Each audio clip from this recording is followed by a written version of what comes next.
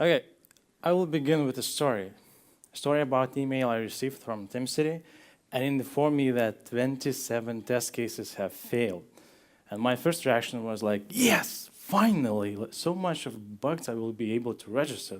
This automation paid off very fast. Then I started to investigate those issues, and it was, okay, this is random failure, another random failure. Oh, it didn't wait for animation to finish. Then developers changed CSS class names, so my locator stopped working. I will have to refactor this. And the rest of them, well, they're dependent on the first ones to pass. So I ended up with nothing. I wasted my time, and at that moment, I thought to myself, like, this whole automation is a scam. It doesn't work. It's not effective. But there's a ways to solve that. And there's issues, common issues, everyone probably do them at one point of automation. So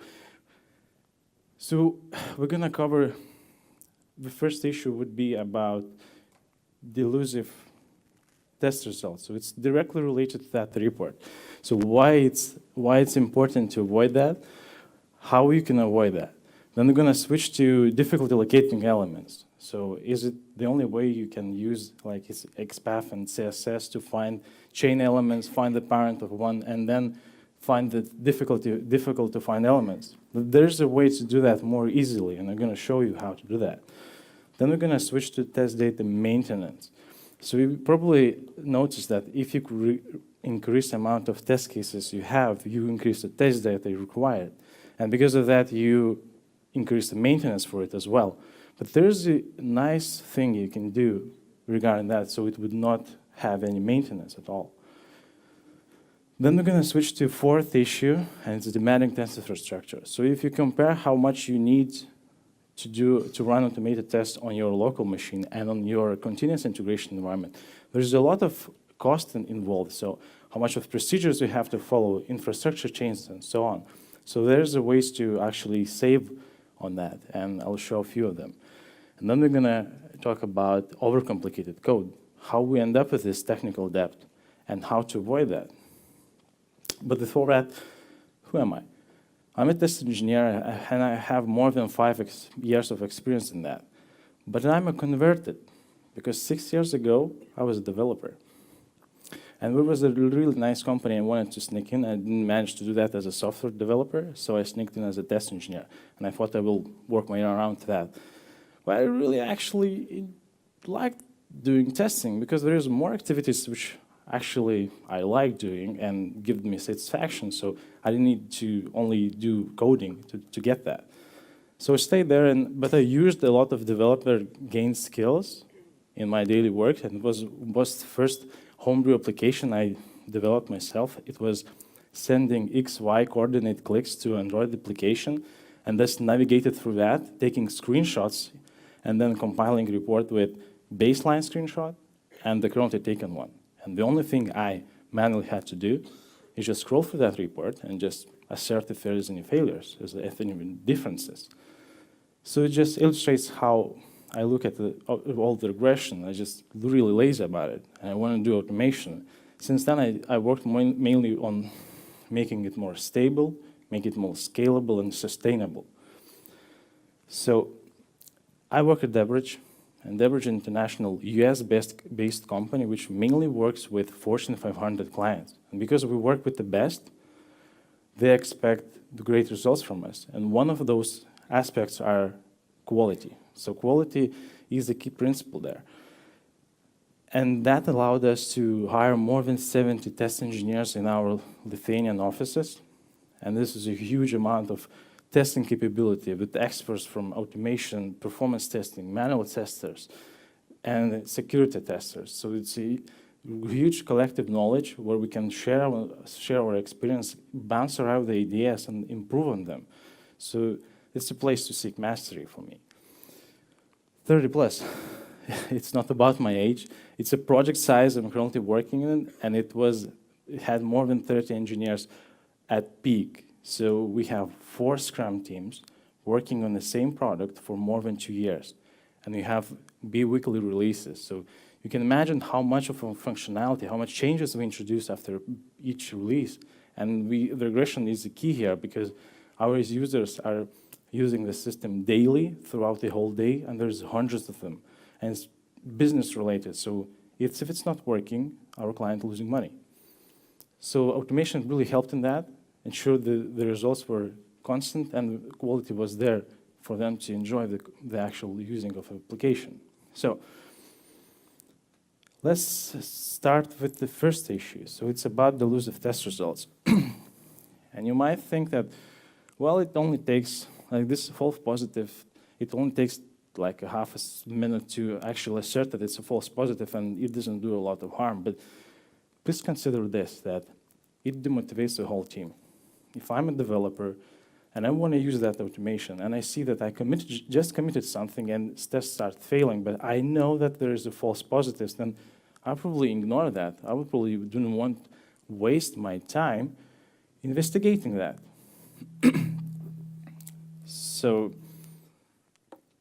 So it's actually wasted of time because when you investigate that, you don't gain anything. Your project doesn't gain anything. So it's a waste of time.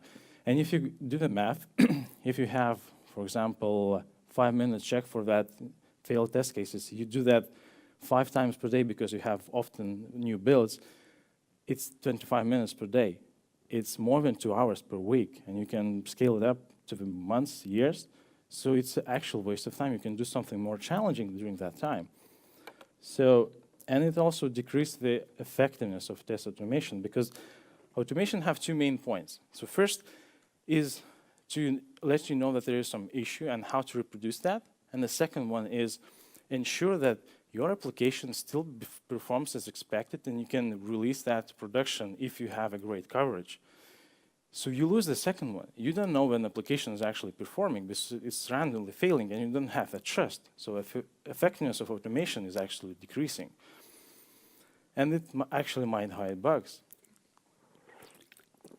For example, if it's randomly failed on a second step, but there's actual bug on the 5th one, you would not know that. And you lose that knowledge. But there's a positive thing. Well, you get emails, right? It's nice to receive emails. Just imagine you come back after a week of vacation, you have 100 emails. Well, your self-confidence will be over 9,000, sorry. So, but usually we don't enjoy getting emails, especially with false positives. So, is there a way to avoid that? Yes. So first you have to identify what is exactly failing, pinpoint the exact location and try to fix it. In our project, we have explicit 1 second wait in one place in the code where we have the checking for validation. And if you have a form and you have validation error and you click submit button, you are directed to that field with the focusing on it. So during that scrolling animation, the framework sees the button, tries to click it, but it's being scrolled, so it doesn't get it. So it randomly fails to click it. It never happens on a local machine, but it often happens on continuous integration. So we added 1 second wait. I know it's cheap, but it worked. Since like half a year, it never failed since then. So it's a cheap solution, but if it will start failing again when we put more time into investigating that. So 1 second for a whole test suite, it's not that much to sacrifice. Other option is rewriting the test case. So we have a customer search, and we can there search by accounting ID. So if you search by accounting ID, you get the results of the customers who have that, but it's not displayed in that search table. So you have to go to each individual one and assert that field. So what we did, we just knew that that accounting ID is finite, and we won't have any new customers having it. So we just asserted the results. We know that there will be 5 of them, what names are there, and we just rewrote the test case to do that. We saved like 80% of execution time. It never failed since then. And we don't lost any coverage because we have another test cases which are go to the search and then information to compare if it's matching. So another option, which is least preferable, is just if you have that randomly failing test case, just delete it or disable it. You would and do it manually. It would save you amount of time. Well, you will spend more time doing it manually, but it will save your automation. The automation itself will become more effective. It's a least option if the previous two didn't work for you. So it's something to consider. Okay, let's talk about the second issue, and it's difficult locating elements. So usually when we have example of difficult element, when you use chain of some element classes or tags or attributes in order to find one element, or we use a parent of someone to get at that element. So it's too difficult, it's too time consuming. So there's a way to do that differently. So let's make a thought experiment. So imagine you're working in a perfect project, and in that perfect project you're tasked with creating automation which would be very effective, which would require less maintenance. And when you come to how to solve the locator problem, you think, well, why don't I put tags in the software itself, in that elements I want to interact with, and then use those tags from application? So it doesn't require, actually doesn't require you to have that perfect project to do that. You can do that yourself. We all write software for it to be testable. It's almost like industry standard right now, so it can be done. We do that in our project, so we have custom injected classes which developers allowed us to use with end-to-end minus prefix, and anything after that can be unique to that field we want to target, to that button we want to target. And it looks like that from the inspecting tool, so you can easily find it when you need to. So use those, and you avoid using these examples. For example, create task button being class BTN. Well, what's the chance of that? If I add logout button, that will be a create task button, right? I will target this one. So this locator doesn't mean that it will be actually targeting what you expect it to be. It's not stable, it's not solid. Another example of the power of XPath. Yeah. So it's 27 chained elements to get that element you want. Is it a good thing to do? Do you imagine the dependency of everything, all the layout being exactly as you expected next time you build it? Would you bet it will work in the next build? Probably not. So why don't we just inject those locators and be confident that it will work? So what are the benefits of that? Well, first, you reduce the dependency. If software developers change that, if a button changes, it becomes round or green, if the layout changes, if it becomes the second or third button or label, you would still be able to target that because you injected it. So your test code would be much cleaner because you would have this short line of like class or whatever developers allow you to use as a tags, and that's it. This is as hard as it gets. You would get more flexibility into selecting what you want to interact with. So it's more easier, more comfortable to use. And if you ask developers to do that, because adding those locators doesn't require you to be rocket engineer, so they can come up with those unique names, and they can do that as a definition of ready for QA, for testing. And when it reaches you, you already have those tags, and you don't have to come up with any XPath or CSS. You don't have to find YouTube and how to use advanced XPath and so on. So you can just simply embed the quality inside the application and use it for your own good. And, well, if developers don't agree to do them themselves, you will have to do it on your own. And the process is a little bit lengthy. So it's like you have to check out the developer's code. Then you have to find that element inside all those files. Then you have to inject that locator you want to like tag. Then you have to create a pull request. Then you have to ask developer to review that pull request if you haven't like break something. Then you build, merge, and then deploy to the test or whatever environment you use for an automated test, and only then it's available for you. So it takes time, but how I work around this is that if I go to a page and add some elements to tag something, I tag everything. Even if I only need 2 of them, I tag everything, and next time I go to that page, it's already tagged, so I don't need to worry about it. So it's like it's finite amount of times you will have to do that when you like cover every aspect, every page of your application. So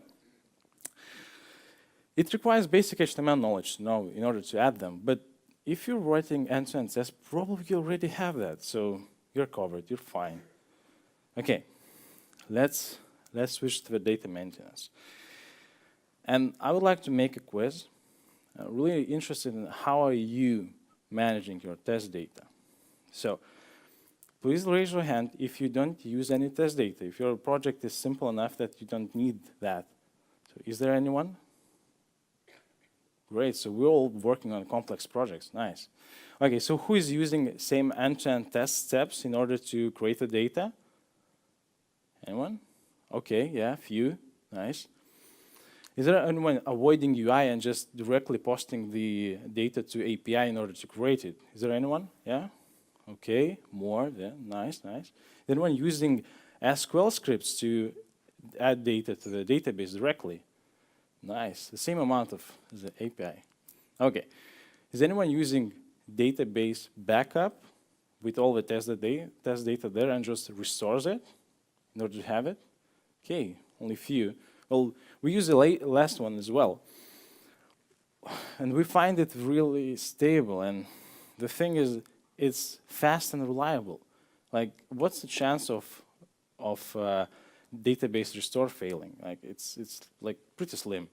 And fast, but because we work on that database backup and we skimmed it down to the very small size, it now waits only 50 megabytes and it only takes 16 seconds to restore. So even though if we like add a huge amount of test data, we probably won't reach 17 seconds, like never.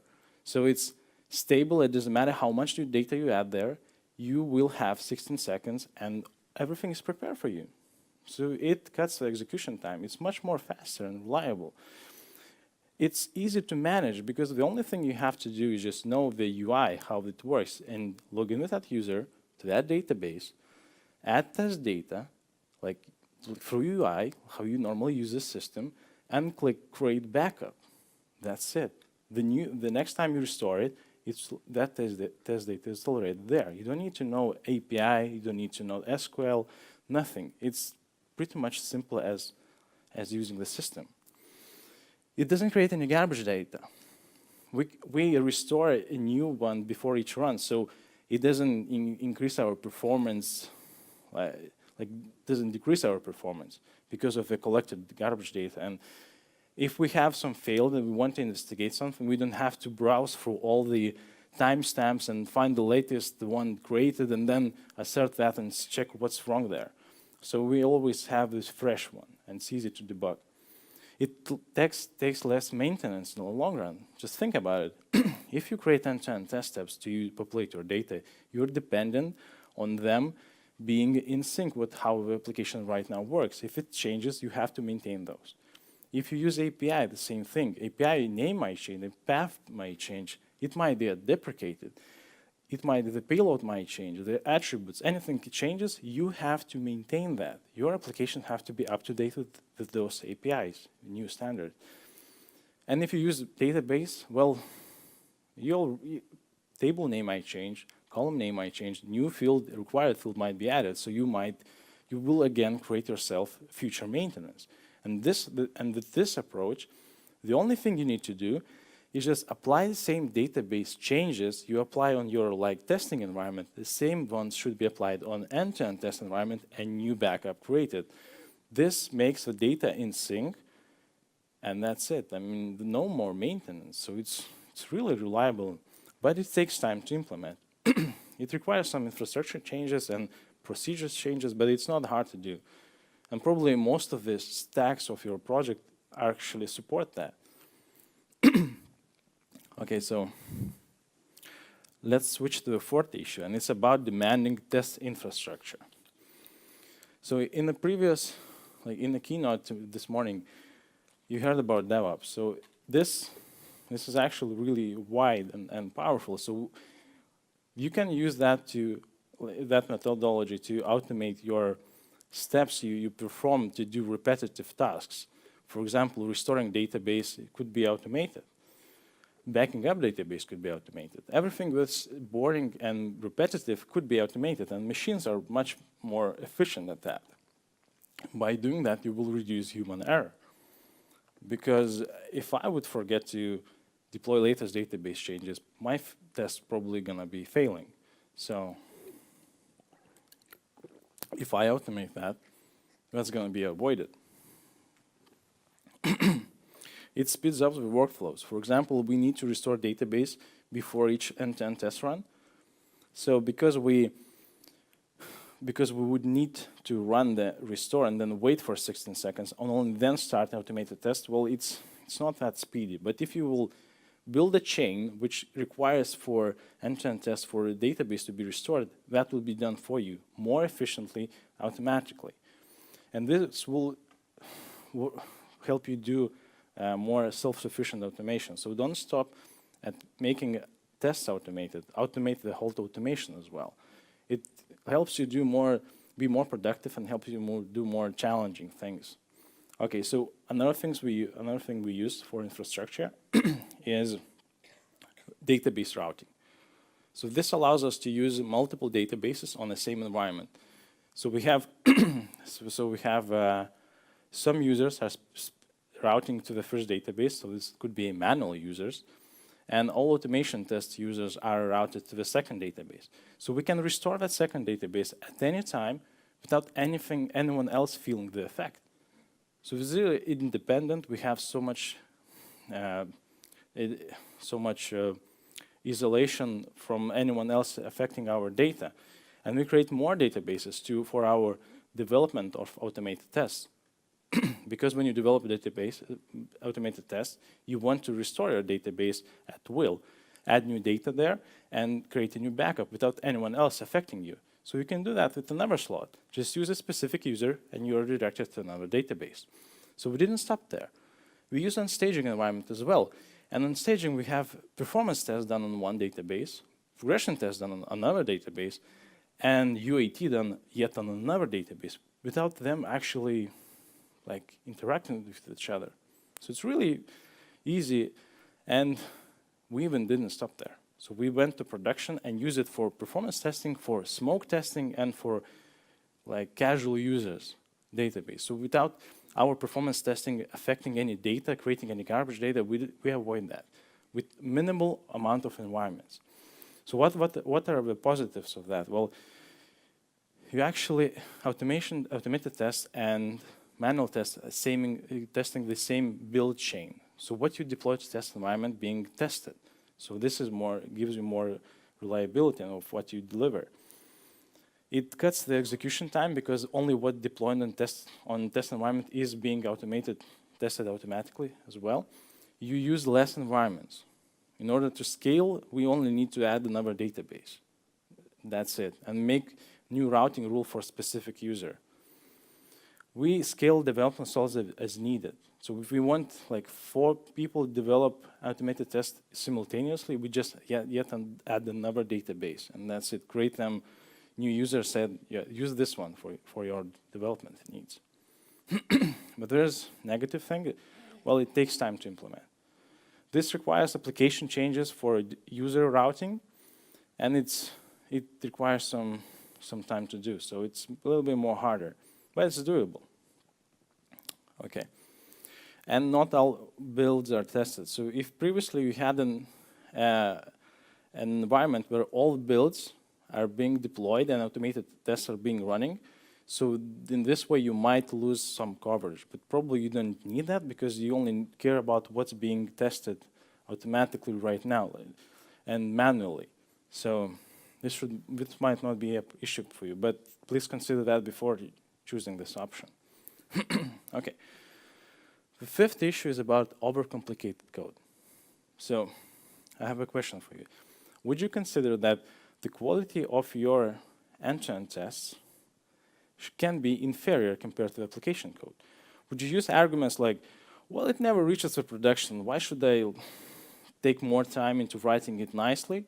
It's never it doesn't have to use the modern patterns, no nothing. I don't have to refactor it to work faster. You don't need it to do that. Well,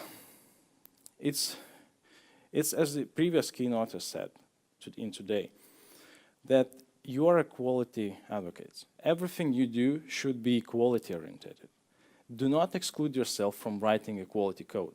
If you want to write a quality code, you don't have to use advanced features. You just have to keep it simple. So what are the key principles here? So reading your code should be pleasant, not only for you, but for anyone else reading that code. How to achieve that? Well, variable and function names should be self-explanatory. Forget the comments. We don't need that. Write function names and variables so you would understand what they do, what they actually used for. Functions should be focused, short, and reusable. So try this. The next time you write a function, try to squeeze into the name everything it does. So if your function becomes like get customers, then sort them by that and add that value and then select the first one from the bottom. This is probably will be a function name, and if it's that difficult, that long, probably you need to break it down. Make it more reusable, make it more simplified. So global patterns, coding styles, and conventions. Well, if you multiple engineers working on that solution, if you're using global patterns, everything you used in like global rules, it would be much easier for you to switch codes. For example, if I'm working on one part of the code and my colleague works on another, we can easily switch. And because we use global patterns, it's easy for me to understand what he was writing. It's easy for me to maintain that, easy for me to start effectively working on that code. How to achieve that? Well, perform code reviews. Code reviews are essential for sharing the information, for getting the rules done. So if you see someone reviewing your code and saying, okay, there's a better way to do that, and you create a rule for that, and everyone follows that. So keeping the dry rule. So if you have a code part, which is like repeating itself, and you use you can extract the function for it and then use the function instead. So it's the same thing with the page object model, how we use that. It's also following the dry rule, that instead of like having some multiple ones repeating itself, just use a reference to that. It helps to keep the code cleaner and easier to refactor if something stops working. And KISS principle. It's keep it simple. It's about, like, when you're writing the code, there's multiple ways to write it. So which is the best one? The best one is the simplest one. If you can write the complex code inside, like in the simple lines, complex solutions can be implemented in simple lines, it's better. It's better if you can read it yourself, if you're proud of what you wrote. So avoid complexity. This creates more issues. Okay, so probably some of you noticed that those are closely used in clean code practices as well. So this is actually true. So this is from clean code. So it doesn't require you to have a knowledge about some advanced features in order to use that. This is actually about keeping the code simple, readable, and reusable. And what are the benefits of that? Well, it's easy to collaborate on a cleaner code. Everyone using the global style, global patterns, easy to maintain, easy to read. It's easy to refactor because of the modularity, because you use the functions more modular, so it's easy to refactor one function without actually affecting the whole system. It's easy to augment because of reusability. You can add more functions, you can add more test cases, and augment your code base. It's easy to maintain because of readability. It's easy to port because of modularity. So you can extract some of the functionality which you really like using to another project. You can extract it as a library, you can extract it as a package, and let everyone use it. You can easily scale because you don't create much of a technical debt. It's easy to work on that code afterwards, after like a year of working on it.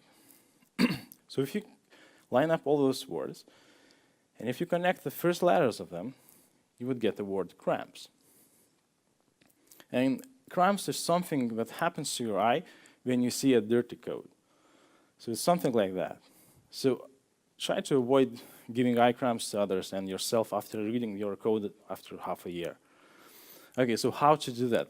Well, first, internet is full of that. There's a lot of things about writing about clean code, how to do that. There's a lot of lectures about it. So make some research and start doing that today. The sooner you do that, the sooner you will get there. Okay, so participate in workshops. Me and my colleague developer are actually thinking of hosting clean code workshops specifically for automated tests in order to have promote those practices. We don't have any fixed date yet, but it might be coming soon.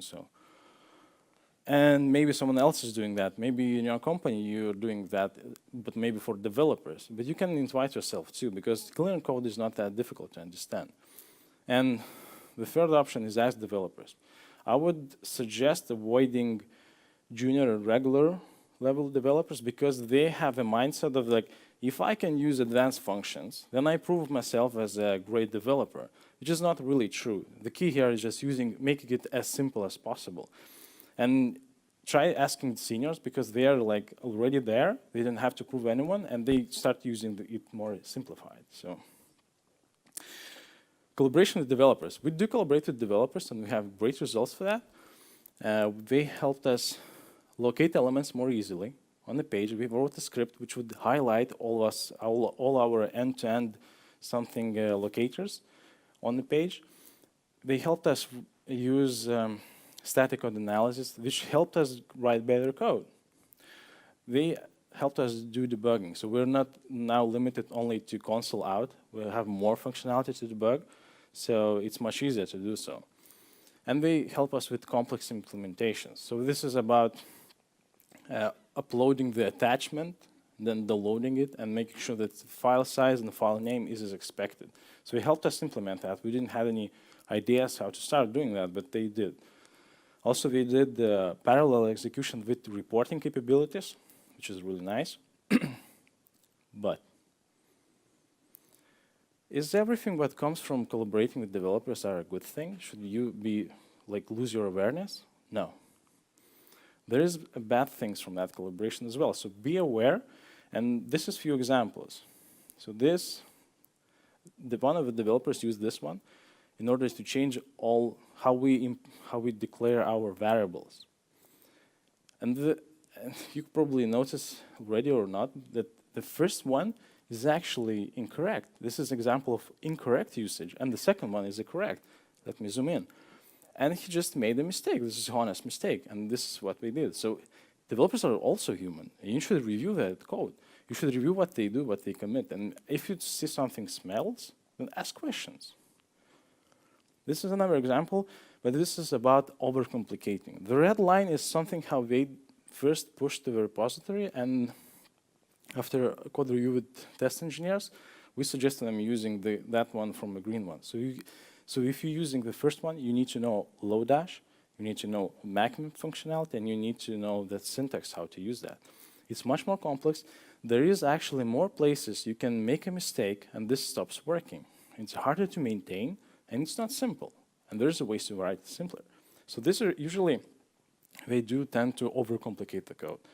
So ask questions. If you see something doesn't work, ask questions, make them explain themselves, and maybe we will tend to write better code so they don't have to explain themselves. This is another example.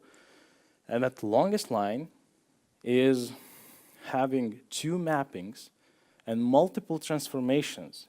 And in order to comprehend that, I personally, I don't have enough RAMs to understand how this vectors or arrays is being transformed. And it's really hard to think about it. It's really hard to extract it. And it's something to be avoided. Even though this class looks like really slim and really easy to read, it's not clean. And now that developers are no longer helping us, we have to maintain this. And it's really hard. And we don't need that extra functionality, extra complexity. We would prefer that being more simplified.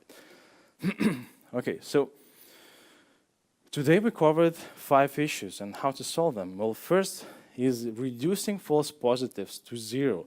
This is the key component in having effective automation. Then developers can participate in that and everyone else. Second one, consider injecting locators into your application. Don't start with everything. Inject next time you encounter some difficult locator to write down, try injecting it.